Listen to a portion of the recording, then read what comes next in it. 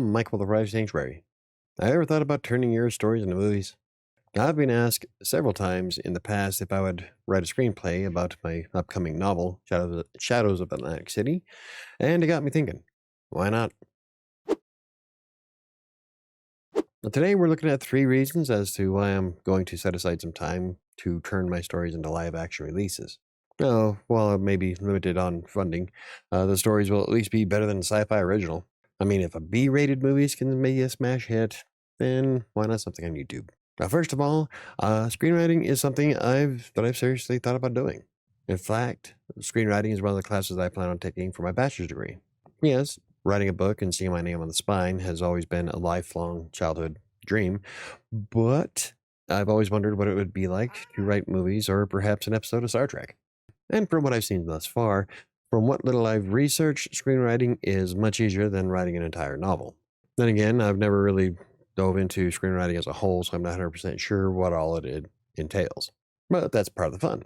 I love researching new things and topics, and writing screenplays is a logical step for me in the grand scheme of things. However, I'll probably start simple and just work on live action book trailers, or perhaps scenes that I've published thus far. Now, should the movie take off, I would still prioritize writing my books, but it would be pretty sweet if people got to see my imagination unfold before them. Besides, not everyone who watches movies reads books. Look no further than Florida. And secondly, I'd like to reach a wider audience, which plays into the point I just made. Now, the initial reason why I created the YouTube channel was to accentuate the blog.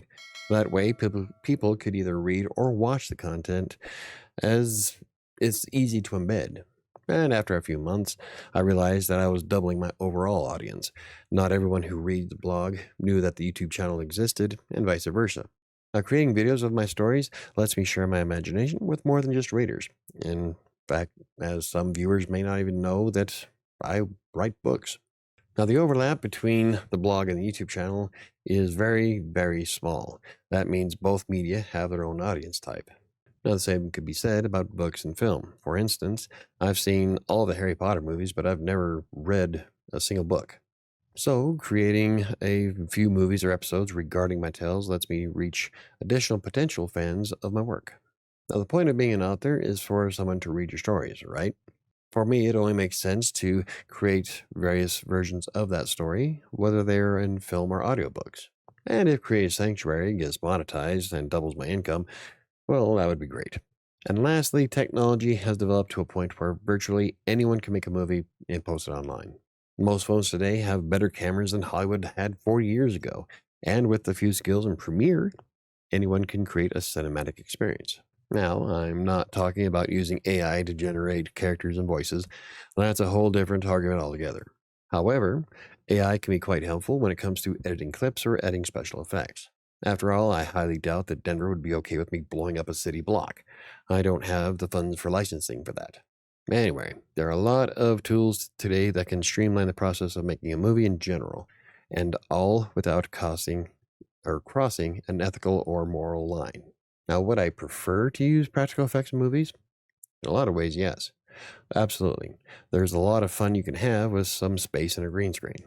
And a few bucks if you had someone that could do some makeup or create prosthetics for alien faces. Like, I love the old Star Trek shows because of that.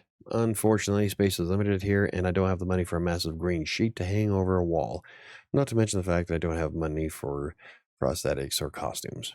In any case, there are technologies today that can let you bring stories to life in a visual setting, even if you have to wrangle some family members to be actors.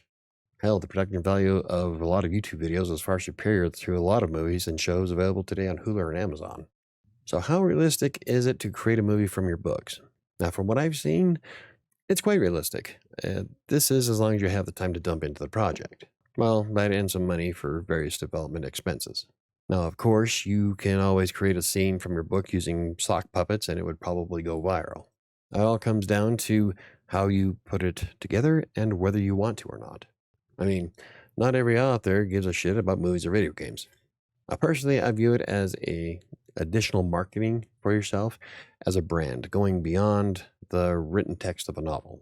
Now, that's one of the reasons why I'm still working on a Neverwinter module that happens in between the books Kingmaker and Fury. And the way I have it set up, you'll be able to play the game without having to read either book and still enjoy it. It'll work as a standalone, but there are a lot of Easter eggs that go back and forth throughout the entire series so that it adds more to the experience. You can do the same thing with movies if you think about it. If I finished Kingmaker and I start writing Fury, I can start putting in a few web series uh, scenes from what happens in between those two books and use them as marketing for the entire Witchem series. That actually might be kind of fun. That's one of the nice things about living in this age. You have access to everything you need to make a movie. Ow. From the camera in your pocket to local or online stores for costumes. Now, it doesn't have to be a blockbuster. It could just be something fun that you and some of your friends want to toss up on YouTube or TikTok to get a good laugh. And have fun with the process. So, am I turning my entire book into a movie soon? Probably not. At the moment, I don't have a lot of time on my hands, and as I said, it probably would be a Saturday project. However, I can easily see myself making a few 5 to 10 minute clips from scenes from the books in the near future. And I really like the idea of creating scenes that happen in between Kingmaker and Fury. I could probably do some with the next book too, with Shadows, because the next book takes place in Denver. And I've always wanted to do a live action trailers for the books anyway. The two things that will slow down production of a film adaptation of a book are time and money. And I don't have a lot of either to pump out a 2-hour epic movie based on 1874 Atlantic City. Now, maybe if I won a $400 million Powerball, I could retire from freelancing and dump more time into being a creator. But in the meantime, I have a mortgage to pay. Anywho, if you enjoyed the video, hit the like button. For more videos about self-publishing, freelancing, blogging, or anything else I cover, hit the subscribe button. Don't forget to hit the notification bell. I think it's going to do it for me today. I'm going to go write out the script for another video. I'll see you next time.